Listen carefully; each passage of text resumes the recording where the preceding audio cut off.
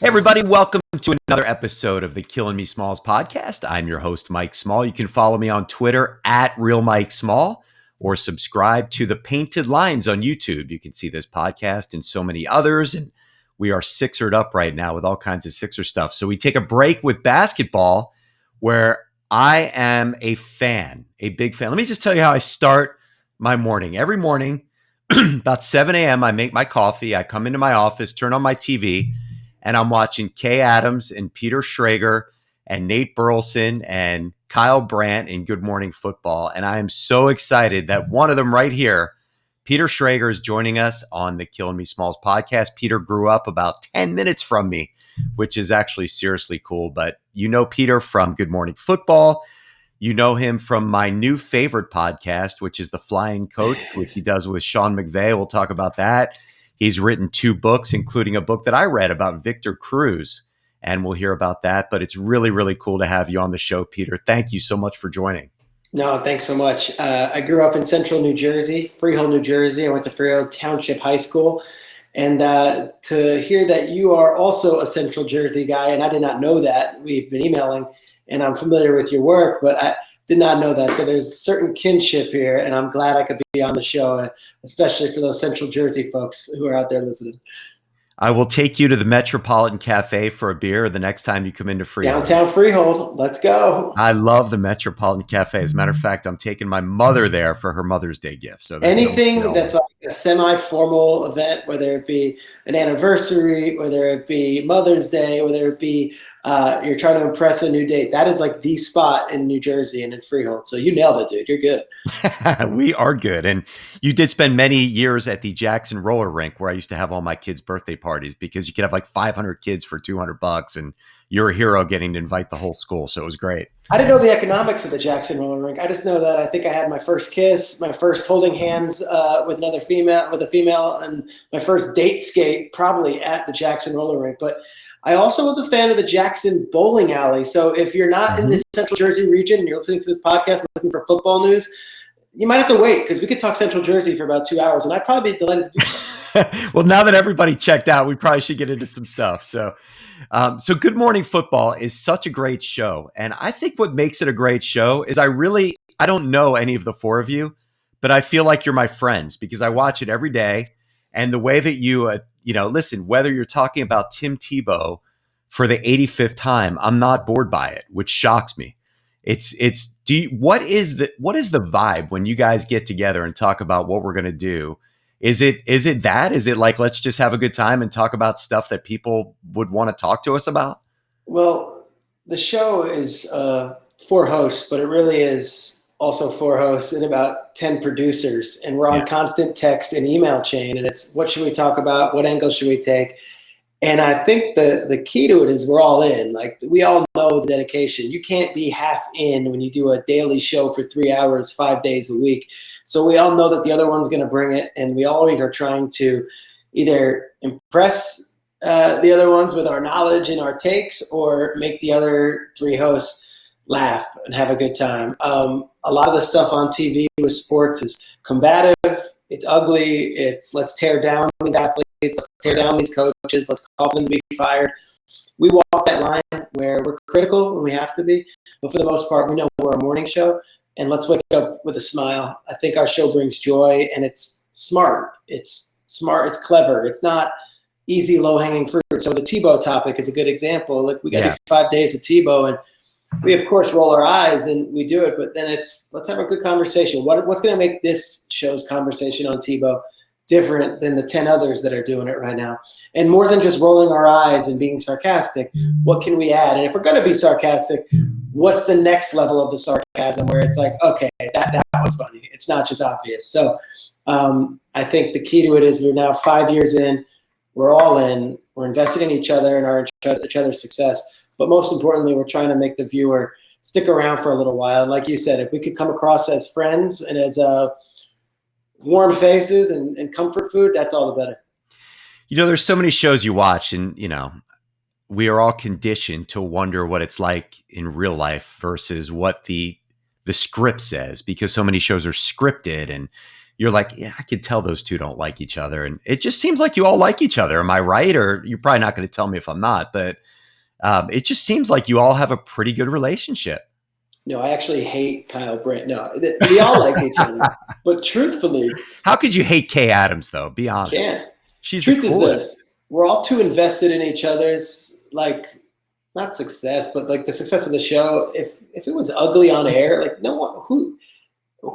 So we would find a way to address it and we'd move on. There's always little hiccups with any show. And like I was watching the Friends reunion, there's 6 hosts there and it comes across everyone's best friends, but then they say they haven't spoken to each other since the show went off or haven't been in person. Like you don't know what's going on behind the scenes, but who cares what's going on behind the scenes? Truth of the matter is I really like Kay. I really like Nate. I really like Kyle. I really want them all to be really successful and have awesome lives. And if we can all get along on air and off air, which we do, it's only going to help each one of us. So we have a blast. We have the best jobs in the world. We're doing things that people would do for free, and we're doing it every morning. And we get to set the table for what people are talking about on the NFL Network. We're on for 6 hours. Yeah. Because the first 3 hours, then re-airs the next 3 hours. So we have a really cool opportunity, and I think we all appreciate that and the work that each one of us puts in. But yes, they're all great, and the show wouldn't be the same if it wasn't for my 3 co-hosts. I love it, especially during the draft time. And, I'm one of those people that thirsts for draft knowledge. And then when you bring Ian in and some of the other insiders and, you've got your mock draft and there's so many resources, it's just, it's phenomenal. And it's, and speaking of draft, a lot of the people that watch this podcast are Eagles fans. And I really want to get your take on, I know that you're very intimately involved with a lot of teams. What's your take on where the Eagles are going in, not just going into this year, not just who they drafted, but where they are as an organization right now and what the future looks like from a team that won the Super Bowl a couple of years ago and traded its franchise quarterback last year? I'm really interested in what happens this season because Jalen Hurts was a 2nd-round pick. Make no mistake about it. They're in on him. He's going to be starting. Whether Sirianni wants to say it or not, it's his job. But if things don't go well the first few weeks, they've got 3 first-round picks as long as Carson stays healthy in Indy. And I have to think quarterback is the thought process there. And so it's this really interesting season in 2021 where there are no expectations. No one thinks the Eagles are winning the Super Bowl. And yet so many things are on the line. If Hurts leads the Eagles to let's say, 9-8 record, there's 17 games. Yeah. Is that enough? Are you guys like, all right, we got our guy? If he leads them to a 5-win season, but he shows strides, is that enough? And then it's Howie, who is the man standing through all the wreckage and finds a way to still be there and call the shots. And I think he had a really good offseason, all things considered. I don't know if Carson Wentz was ever going to get any better as a Philadelphia Eagle. So let's trade him and get a potential first-round pick and some other things in exchange. Great. The draft, I thought that was pretty good maneuvering. The assumption was the Giants would have taken Devontae Smith at 11. Mm-hmm. They jumped 2 spots, get the Cowboys a rival to trade back, and they get their guy. But this is so interesting because I don't know any other teams that had Nick Sirianni listed as a potential head coach. I don't know if I had any other teams listed as Jalen Hurts as a starting quarterback in year 2 last year at the draft. I don't know if I have any other teams who have as many questions on defense as the Philadelphia Eagles. This could be an abysmal season. Could be really bottomed out type deal. Or they could surprise some folks and be really good. And yet, how good is enough for the quarterback to solidify his place with this team's future? Well, I think you made several interesting points in there. And the one that resonates with me and, really sticks to a lot of Eagles fans is because of what you just said about Sirianni, about Jalen Hurts. Does Howie think that he's going to zig while everybody else zags and that's going to give him that genius label? And if it hits once every couple of years, it's going to give it to him? Do you think that they have a plan, or do you think that it's just chaotic? I mean, if you were, based on your knowledge, I mean, you're so intimately involved with all these teams, your mock draft is fantastic. You obviously talk to a lot of people. What does your gut tell you about this organization? There were a lot of articles about, Howie and his disconnection from people, et cetera. What's your gut feel tell you? I thought Jeff McClain's article was fair and reported, obviously diligently, but I didn't read anything in there that made me say, oh my God, this guy's a monster. There was, arguments with players, Lane Johnson, whoever in previous, but that seems like they patched things up and then things move on. I think that's any organization. Howie surviving through all these different head coaching moves and Howie still having his spot with Mr. Lurie is going to be analyzed as long as he has that job. The truth of the matter is, he's got a Super Bowl ring. Eagles are in the playoffs just about every year, and if they're not in the playoffs, they're in the hunt for the playoffs, minus last season. I think a lot of fan bases would sign up for that, but I understand where people come from. I also look at it as Howie didn't play the game. Howie doesn't look like a 6'3" swashbuckler walking through that door. He doesn't have the tobacco thing in the lip. He doesn't look like your typical general manager. So a lot of fans are watching it and they're saying, I could do what he does. I could do what he does. I don't know if he could. I think that one of the strengths that what Howie does, and this is neither here nor there, surrounds himself with really talented people, and he's not threatened by those people in the front office. I think when you bring in an Andrew Berry, as he did a few years ago, I think when you surround yourself with guys in the past that are going to be number twos elsewhere or number ones elsewhere, you're saying I'm pretty confident with what I got, and I think the more minds are the better as long as we can work together. Really quiet move was bringing in Dave Caldwell the last couple of weeks. Dave Caldwell was general manager of the Jaguars. You can say, yeah, but look at the Jaguars. Dave Caldwell was the GM in the league for more than a decade, and how he's bringing him in to lean on him for some guidance and to get some stuff from him. So I think the Eagles franchise, I don't know the Sirianni hire. I really don't. I didn't know Nick before he got hired. I don't know him now. I can't speak on what he brings to the table other than what we've seen and what people say about him, which is all positive. And I don't know if Jalen Hurts is going to be a good NFL quarterback in that number one role. But I do respect them ripping the Band-Aid off of a situation that looked like it was going nowhere with Carson and a situation that had gone afoul with Doug. So no more Doug, no more Press Taylor, no more, of these coaches that helped bring a Super Bowl to Philadelphia for the first time ever. But they ripped the Band-Aid off. Howie's decisive, if anything, and I think he's pretty confident in surrounding himself with smart people. Things will get done, even if those smart people might threaten other general managers in their current positions. Well, the one thing that we know is if the Eagles do win the Super Bowl, rock, paper, scissors is going to be a really critical part of NFL evaluation from here on out. You're spot on. I think every team is going to be doing rock, paper, scissors instead of a combine. No workout needed. Let's just do rock, paper, scissors over Zoom. We're good. Peter, I want to take a quick break. One of the things that we do on the Killing Me Smalls podcast is I tell everybody about a charity. My daughter is 17 years old. She had a brain tumor, and she endured 15 months of chemotherapy. And fortunately, she's doing great. It was inoperable, so we have to get an MRI every 6 months and make sure it didn't grow. But during her time at Children's Hospital in Philadelphia, she noticed that there were two groups of children that were kind of ignored. It was the babies and it was the teens, where the toddlers and the older kids are much more catered to, whether it comes to gifts and things like that. So she, instead of wallowing in pity of what she was going through, she's near the top of her class in school. She got almost a perfect score in her math SATs, definitely gets that from her mother. And she started a 501c3 charity. And we've got a casino night coming up in September. We're constantly raising money for those children. We've raised over $40,000. Every cent we ever get goes right to the children. Right now, she's started a thing where she raises enough money to buy iPads for children that were just diagnosed. If you want to be involved in this, please check out our website. It's smallmiracle.org. And if you want to donate, it's small_miracles on Venmo, at small_miracles on Venmo. If you want to be a part of the casino night, just hit me up. We'd love to have you. It's going to be in Spring Lake in September. So Peter, thanks for that moment. And getting back to your story, I find your story a pretty cool one. You went to Emory University. You were a poli-sci major. How did you get into sports and where you are now? First off, it's incredible what your daughter's doing, and I commend you as a parent and as a father. I can only imagine that. I've got a little one who's 4.5 years old, and it's the light of our lives. So to see that, you must be so proud of her to then use her experience to better some of the other kids out there. God bless you, man. That's unbelievable. She's special. She is. She's definitely put on this earth for a reason, and it's to do good for a lot of people. So I wish her the best success in life. That is so cool. Thank you. My story is probably one that I wouldn't suggest anyone else would follow as far as like career track advice, but there is a lesson to be learned in it. It's really good in high school. Got to go to Emory University, which is one of the top academic institution, but didn't have sports. It's Division III, didn't have Division I sports, but I got to go to Emory because I got in and I applied. And I was, one of the only people from New Jersey to apply to this school in Atlanta, Georgia. But great academics, and I had access to everything.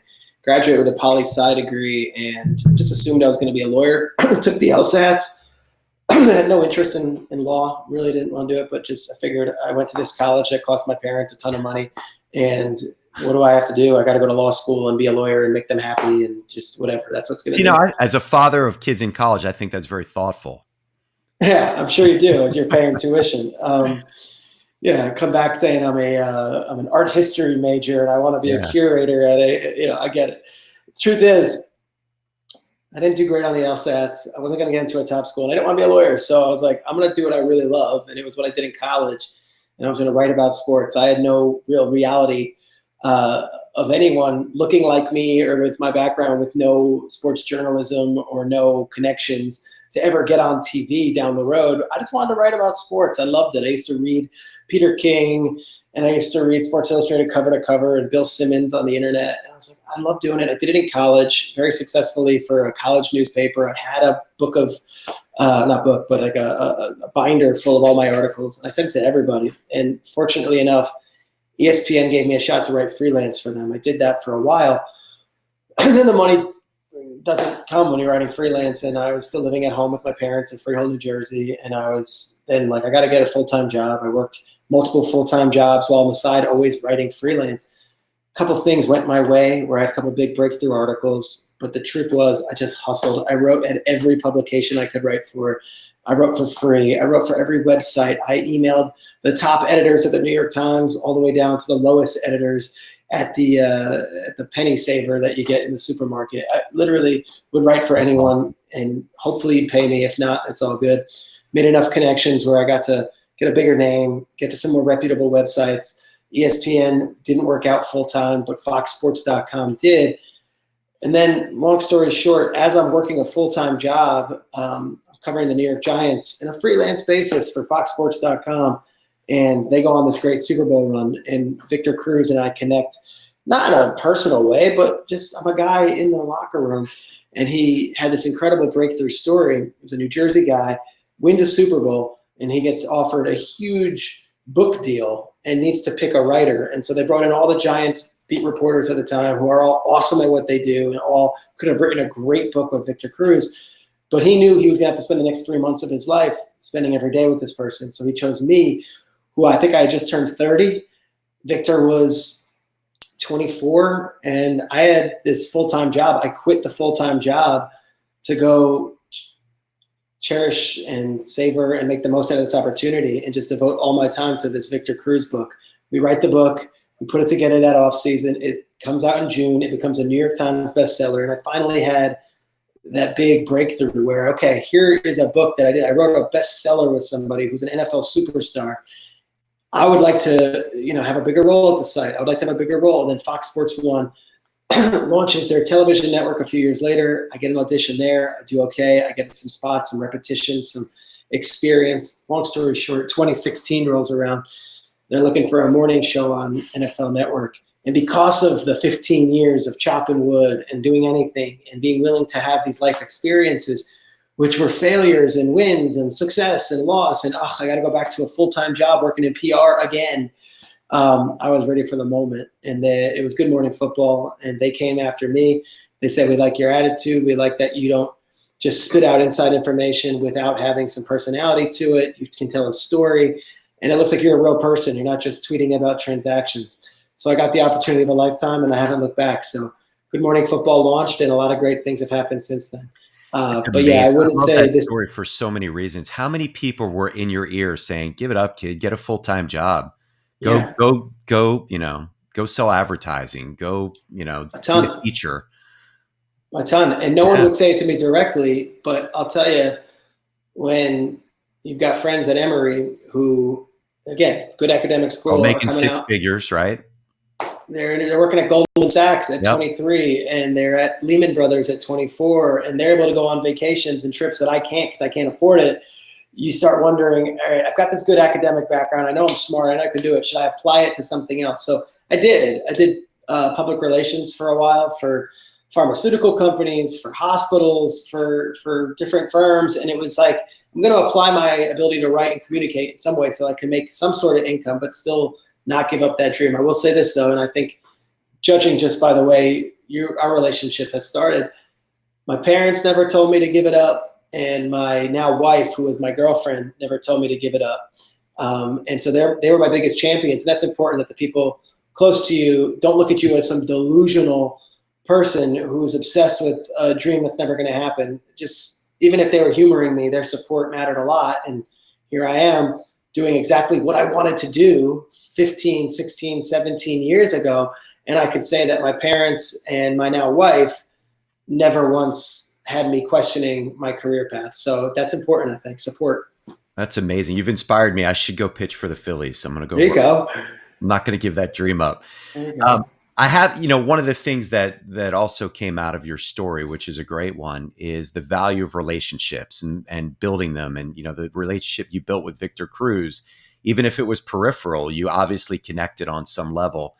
The relationship you have with Sean McVay is awesome. And I encourage everybody to download the Flying Coach podcast.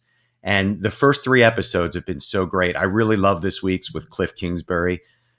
Sean was telling the story about how he scared the hell out of him, thinking that he lost the Kyler Murray draft pick because he was tampering. You have to get the podcast. How did that start with that podcast? And can you talk about how your relationship was built and has evolved to the way it is now, that an NFL coach is open to talking about his life? Because most of these guys are so closed off. They're so singular focused, and he seems like a great dude. It's so funny you say that, because the response I get a lot, interestingly enough, from this podcast, and I'll get into how we know each other, is that, oh, it's so refreshing that McVay is a normal human being and he's willing to do this and co-host a podcast. And now there's going to be other podcasts by these coaches. It doesn't work like that. He is a singular guy. He is as unique as they come. I've been covering football for over a decade. There is no one as willing to talk openly. There is no one like him. He's the youngest head coach ever. Mm-hmm. He went to the Super Bowl in his second year, all this stuff. The truth of the matter is, Sean and I started talking about this last offseason. The pandemic hit. We were both not bored, but we were both going through this thing where, like, all right, he wants to coach. He wants to do something creatively. I'm feeling this, like, I'm trapped inside. What do we want to do? We talked about it. Should we do a podcast together? And he's like, well, I just could never. Like, it just doesn't seem like. And then we talked, and he's like, maybe I could. And he's got enough credibility in that building where they know he's not going to say something that's going to burn the team. He's got enough credibility in the league where people can't roll their eyes and say, oh, look at this hot shot, thinks he can host a podcast about strategy and life philosophy and tell stories when he hasn't done anything. Well, he has done a lot in the league. He hasn't won a Super Bowl, but he's done plenty. I became friends with Sean in 2011. I met him at the Senior Bowl, and it was not a concerted effort to become friends with him because I had no idea who he was, but it was simply a situation where I was a loner walking into a bar at the Senior Bowl called Veets, and it's in Mobile, Alabama, and I walked in there, and I was 20-something years old, and I didn't know anybody really in the room, and here was this other 20-something-year-old guy who had a Redskins shirt on. And I'm like, this guy's really young, and he's at the Senior Bowl as a coach. What do you do? Start talking about football. Turns out he was a quality control coach, which is the lowest ring at the time. But he was like 23 years old, 24 years old, and I liked him. He was cool. He was normal. We exchanged information. And every Senior Bowl we'd get together. Then every combine we'd get together. And then eventually Sean McVay became a wide receivers coach, and then he became an offensive coordinator, that he was calling plays, and then eventually he was the head coach of the LA Rams, and he's never forgotten that the two of us had a relationship going back to then. It went from being professionally friendly to now personally friendly, where our families know each other, our wives know each other, and now it was like, this is the time. Let's do it. Everyone seems to have the ability now through Zoom and through the way to do these things remotely, that we could do a podcast, and it doesn't have to be the typical coach speak. And we can bring on other coaches and get them to show a different side of themselves. Maybe show that these guys are human. They're not just X's and O's, and they're not just guys you see at the podium, especially during the off season. So we launched this podcast, and it means so much to me that you listen. It means so much to me that anyone listens. But guys, I promise you, it is so different than anything you've seen, in that I know there's a million sports podcasts out there. I wouldn't be doing this on top of Good Morning Football if I didn't think it was a great example of a different sort of podcast. So it's myself, Sean McVay, and it's going to be a different NFL head coach, hopefully every week. We have to still book them. That's another issue. I know, booking guests becomes it's a second thought when you're launching a podcast. And the podcast gets launched, you're like, wait a second, I need to get a guest. You get a bunch at first, and you think, oh, this is easy, right? Exactly right. So the first 3 episodes have been great.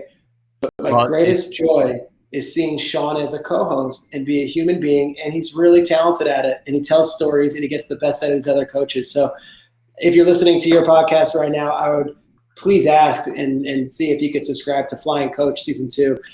Sean is so good, and it means a lot that you would even listen. I love it. It's unbelievable. And the other thing that I like about it is your role. You don't try to take over. Sean sometimes just gets going, and you just sit back and laugh, and you'll kind of divert it a little bit. But it's a skill. It's a very difficult thing, hosting something like that without trying to take over and be like, we're on time, we're not talking about this. This was on the agenda. You let them go, but you bring it back, and I think you do a fabulous job. And I love the podcast, but I can't let you get out of here without this. How does it feel being only the second most famous person from Freehold? Yeah. All right. So Springsteen's from Freehold. Yeah. And, everyone asks me, do you know Bruce? Bruce, here's the distinction. Bruce Springsteen's a Freehold borough guy. All right. A little grittier, a little tougher, a little meaner streets. His songs, I think, represents this blue collar thing. Freehold Township, where I'm from, we've got our blue collar. Don't get me wrong. Softer, let's be honest. We're considered a little softer. Yeah. All right. We're considered, and for years we would hear about it, that the borough was so tough. You go to the borough, you go to downtown Freehold. Imagine 2 high schools, both public, by the way, in one town, and one of them always being considered so much tougher and harder. And this is where you go for real grit. And the other one being like a country club. I was the country club kid, apparently, in Freehold, New Jersey. I didn't know they existed, but I see now that, hey, there's this connection between me and Springsteen. Don't get it twisted. We were from the same towns, but I'm a Freehold Township guy. He's a Freehold borough guy. Very different high schools, very different lives. And although we were only a mile apart from where we lived, I don't consider him my guy. I only go with the Township. I'm going to just tell you one Bruce story before I let you go. I had dinner with a CEO of a pharmaceutical company. I thought you were going to say you had dinner with Bruce Springsteen. I was going to just melt right now. But no, okay, I'm not that cool. I'm not that cool. Not even close. But he told me, he said, his principal called him down along with 2 other people and said, I got to know, what are you guys thinking about your career? What are you going to do? One guy said, I'm going to be a doctor. This guy said, I'm going to go into business. And then he said there was this burnout with, who looked like he hadn't showered in 3 weeks, said, I'm going to be the biggest rock and roll star on the planet. Yes. And they looked at him like, yeah, okay. And the guy said 1 year later, he's on the cover of Life magazine. Yeah. I love that story. Yeah, look, I joke with you about the Township borough thing. I'm obsessed with Springsteen. My brother's really obsessed with Springsteen. If you're from Freehold, you know the whole life story. You've read the book. You've seen the show on Broadway, the whole deal. The Springsteen theory that applies to football, because Belichick is a huge Springsteen guy also. Yeah. Mike Lombardi tells this. He calls it the born to run theory. And this is for football. This is for a podcast. This is for life. And I would say anyone take this with you. Springsteen does a live concert with the E Street Band. It's 3.5 hours, no matter what. That's what you're getting. They're going to play everything. And he's going to leave it all out there. And he's dancing and he's sliding across the thing and he's sweating. And they asked him, why do you give it so much every show, no matter who the venue is or who the audience is? Why is that? And he says, because there's someone out there who hasn't heard Born to Run, and he hasn't heard me play it live. So I always want to give my best performance. And when I play Born to Run, I want that person to have that same connection that the people who's heard it for the first time 25 years ago to hear it.